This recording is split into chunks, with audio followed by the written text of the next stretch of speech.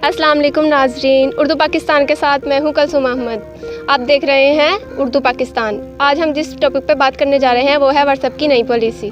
दुनिया के 2 अरब 50 crore social media सार्फिन एक नई परेशानी से दो चार हो गए। इनको ये परेशानी व्हाट्सएप की नई पॉलिसी की वजह से लाहक हुई है। इस वक्त 39% पाकिस्तानी यानी 8 करोड़ से ज़्यादा सार्फिन व्हाट्सएप इस्तेमाल कर रहे हैं। अब इन 8 करोड़ पाकिस्तानियों को नई पॉलिसी से इत्तफाक करना होगा। नई पॉलिसी कबूल करने के लिए 8 फरवरी का वक्त दिया गया है ताकि वो सर्विस का इस्तेमाल जारी रख सकें।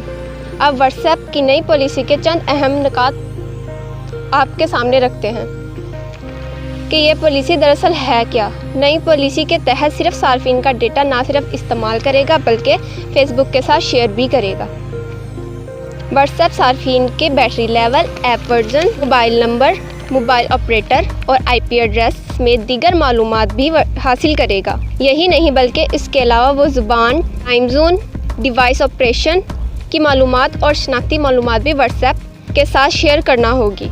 एक ही डिवाइस या अकाउंट से वाबस्ता फेसबुक कंपनी के दीगर मसनूआत की मालूमात भी महफूज रखी जाएंगी और IP एड्रेस भी एक्सेस हो सकेगा। अगर कोई सार्फ अपने व्हाट्सएप अकाउंट को डिलीट किए बगैर व्हाट्सएप सिर्फ मोबाइल से डिलीट करता है तो इसकी मालूमात महफूज नहीं रहेगी, यानी सब कुछ ख़त्म हो जाएगा।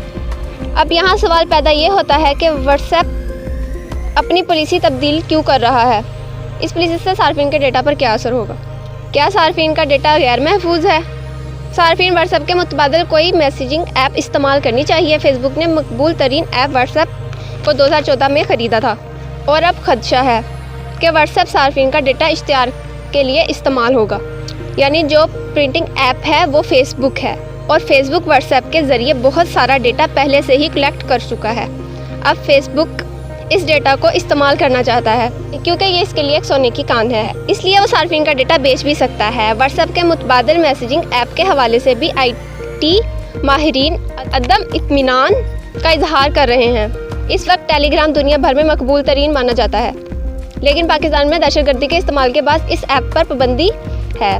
माहिरीन के मुताबिक टेलीग्राम के इम्कान के हवाले से कोई भी मुसद्दका इतलात नहीं, इसलिए इसे अभी इस्तेमाल नहीं किया जा सकता। शायद यही वजह है कि व्हाट्सएप की हालिया पॉलिसी को दुनिया भर में तनकीद का निशाना बनाया जा रहा है। जी तो नाज़रीन, आपने सुना व्हाट्सएप की नई पॉलिसी क्या है और इसके नुकसानात क्या हैं।